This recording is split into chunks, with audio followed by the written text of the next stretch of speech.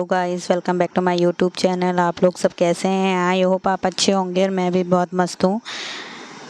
और दोस्तों, आज मेरे काम की शुरुआत होती है कुछ इस तरीके से। आज मुझे घर के सारे कपड़े करने थे फोल्ड, क्योंकि पहले दिन मैंने आपको अपनी वीडियो में दिखाया था कि मैंने घर के सारे कपड़े धो डाले थे तो उनको फ़ोल्ड नहीं किया था। तो आज मैं उन्हीं को फ़ोल्ड करने जा रही हूँ।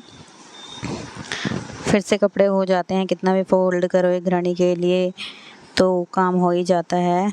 हाउस वाइफ होना इतना आसान नहीं होता जितना दुनिया समझती है, क्योंकि बच्चों से लेकर घर तक सारी जिम्मेदारी होती है, पर इस चीज़ को कोई समझता ही नहीं है।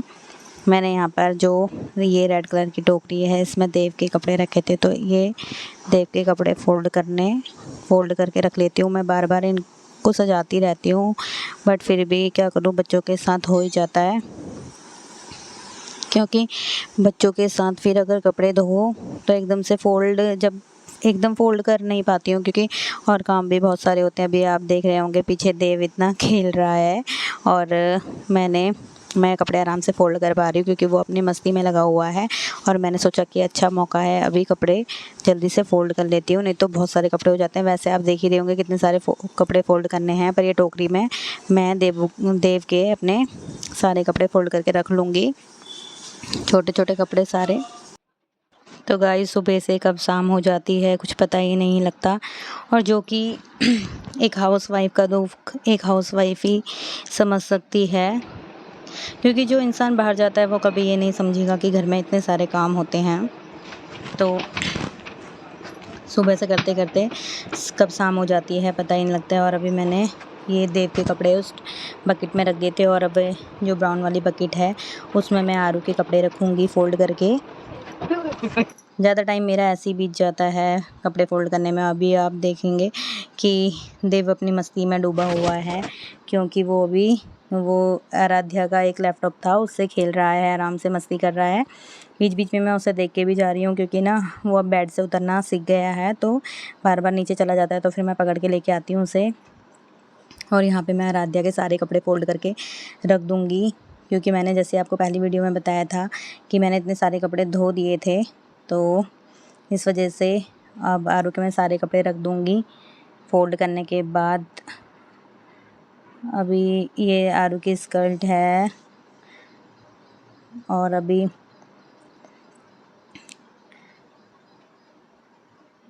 आरू के इसमें इस वाली जो टोकरी है ना, ये बाल्टी है, जो इसमें सारे ही कपड़े आ जाते हैं आराम से। तो इन दोनों के कपड़े मैं ऐसे रख देती हूँ ताकि मुझे ढूंढने की ज़रूरत ना पड़े और टाइम से मिल जाए। और कुछ कपड़े इसमें देव के भी हैं, तो वो मैं पीछे डाल दूँगी ताकि बाद में। और ये जो फ्रॉक है ना, ये आराध्या की नानी उसके बर्थडे में लेके आई थी। ये मैंने देवू के कपड़े भी इसमें रख दिए हैं। और अभी मैं सुबह आज जल्दी उठ गई थी, तो सुबह नहा धो के मैंने पूजा पाठ कर ली थी, और उसके बाद मैंने सोचा आज कपड़ों को ही फ़ोल्ड कर दूं, क्योंकि फिर टाइम नहीं मिलता है। संडे का दिन है और देव भी अभी घूम रहा था, तो मैंने इसको भी नहलाया वगैरह नहीं था, क्योंकि मैंने सोचा पहले ये सारा काम मेरा फिनिश हो जाए। मैं सोच रही थी आज पंखे और घर की धुलाई भी कर दूं, पर इतना टाइम कहाँ होता है, थोड़ा थोड़ा ही करना पड़ता है। ये देख सकते हैं देव कैसे खेल रहा है। उसके बाद मुझे खाना बनाने भी जाना है, खाना बनाऊंगी और फिर उसके बाद कपड़े धोने भी जाऊंगी ऊपर।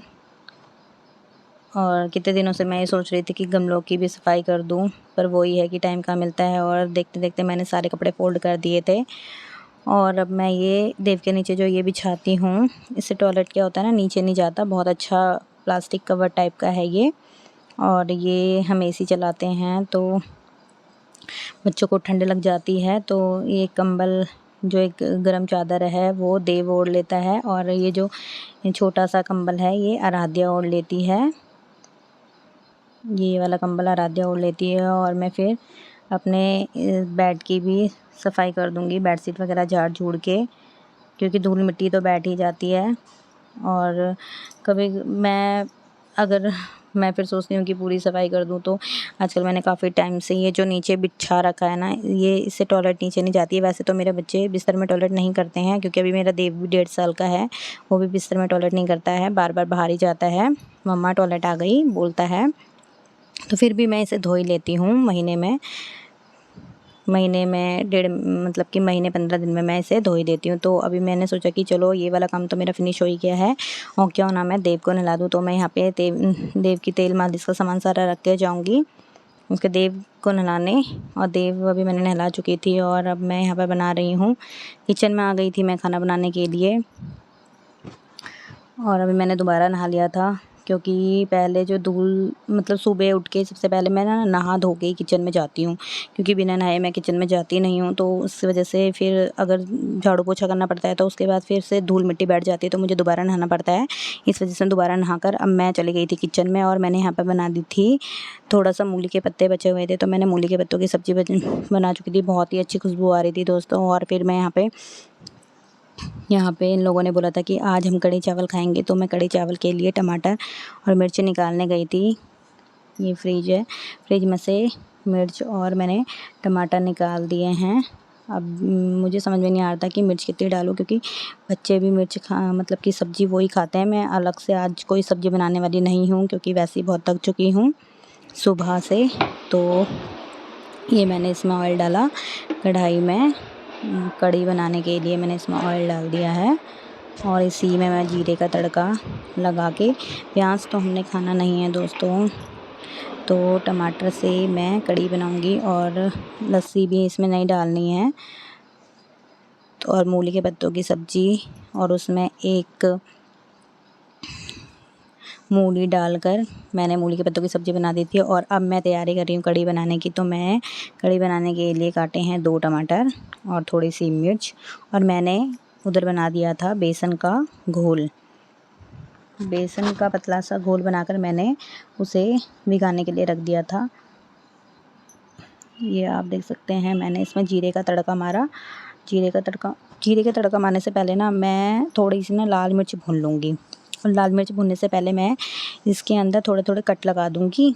जो मैंने ना एक गलती कर दी, जो बड़ी वाली मिर्च थी उसमें तो कट लगाए, बट छोटी वाली मिर्च में मैं ना कट नहीं लगा पाई, क्योंकि ना वो थोड़ा सा पुरानी मिर्च थी ना, तो वो गीली गीली सी हो गई थी। तो इससे क्या हो गया, जैसे ही मैंने इसमें डाला ना तो वो छींटे आने लग गए इससे, जिससे कि मैं दूर दूर जा रही थी। मुझे डर लग रहा था कहीं छींटे ना पड़ जाए, क्योंकि 1-2 बार मेरे मुँह पे छींटे पड़ गए थे, तो वहाँ पे जले का निशान रह गया था इस वजह से। तो मैंने यहाँ पर कढ़ी के साथ ना लाल मिर्च भून के खाओ तो दोस्तों बहुत ही मज़ा आता है। तो मैंने यहाँ पे लाल मिर्च भी भून ली थी और इसकी खुशबू इतनी अच्छी आ रही थी ना, मन तो कर रहा था कि मतलब अगर लाल मिर्च को आप ऐसी सूखी सब्जी और रोटी के साथ भी खाएंगे तो भी बहुत स्वादिष्ट होती है। यहाँ पे मैंने जीरे का तड़का लगाया और टमाटर भूनने के लिए डाल दिए हैं। अब मैं इसमें डाल दूँगी थोड़े थोड़े मसाले कढ़ी बनाने के लिए। और ये मैंने चकला निकाल दिया है और मैं इसमें मिर्च काट लेती हूँ, थोड़ी सी 4-5 मिर्च काट लेती हूँ, क्योंकि बच्चों ने भी यही खाना खाना है। तो मैंने यहाँ पर बारीक बारीक करके मिर्च काट ली है। और अब मैं इसमें जब तक मतलब ये टमाटर हो रहा है, इसके ऊपर मिर्च भी डाल दी है मैंने, और अब हल्का सा नमक डाल दूँगी मैं, जिससे कि टमाटर गल जाए। और उसके बाद इसमें मैं लगा दूँगी ढक्कन। ढक्कन लगाने से ये होता है दोस्तों, अगर मतलब कि पहले अगर तुम उसमें नमक डाल दो और फिर ढक्कन लगा दो तो टमाटर जल्दी गल जाता है। अब मैं इसमें ढक्कन लगा दूँगी। किचन दोस्तों हमारा थोड़ा छोटा ही है, अभी ऊपर का पोर्शन मैंने दिखाया नहीं है क्योंकि उसमें डब्बे रखे हुए हैं, और नीचे चिमनी भी लगाई हुई है।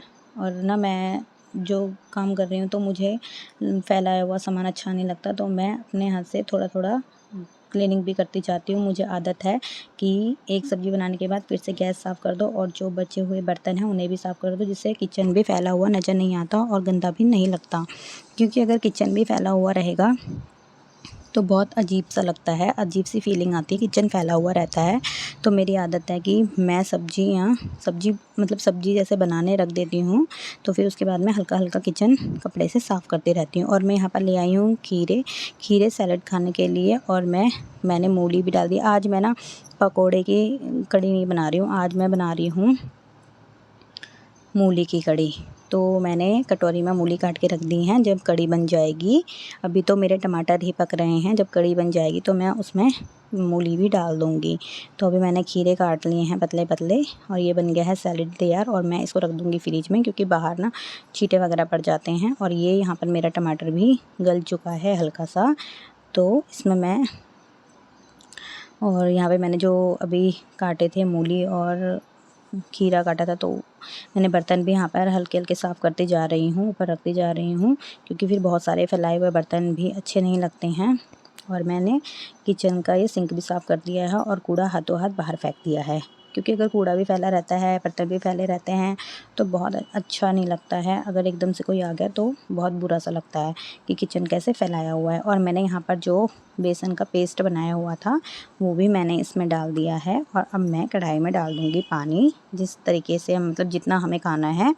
और आप देख सकते हैं मैंने यहाँ पर दूसरे कुकर में चावल भी चढ़ा दिए हैं, और ये बन गया है, हमारी कढ़ी बन चुकी है। और जब ये पक जाएगी तो मैं इसमें डाल दूँगी मूली। ये देखो मूली मैंने यहाँ पर साइड में रखी, क्योंकि एकदम से भी मूली डालूँगी ना तो वो पकेगी नहीं। पहले फ़िलहाल बेसन पकने देती हूँ। वैसे ऑलमोस्ट तो पक ही चुका है, पर अभी थोड़ा इसमें मतलब पूरी ढंग से नहीं पका हुआ है। और आइए मैं दिखाती हूँ अभी आपको बाहर का मौसम। ये देख सकते हैं दोस्तों आप बाहर का मौसम। उसके बाद हम लोगों ने खाना खा लिया था और हम गए थे नीचे, तो यहाँ पर देव कर रहा था मस्ती।